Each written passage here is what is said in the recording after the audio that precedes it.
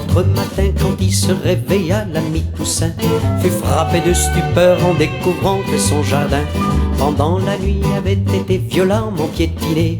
Et aussitôt il se mit à crier Antoine, ton âne, viens voir ce qu'il a fait, il a encore tout ravagé. Antoine, ton âne, un de ces jours je m'en vais le tuer.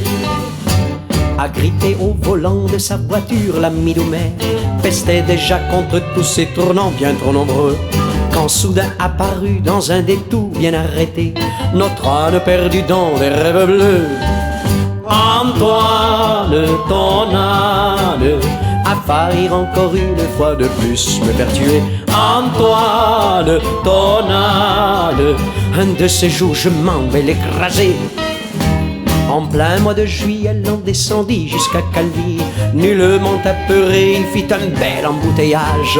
Au milieu de la foule, voyant s'avancer un képi, tranquillement il file vers la plage.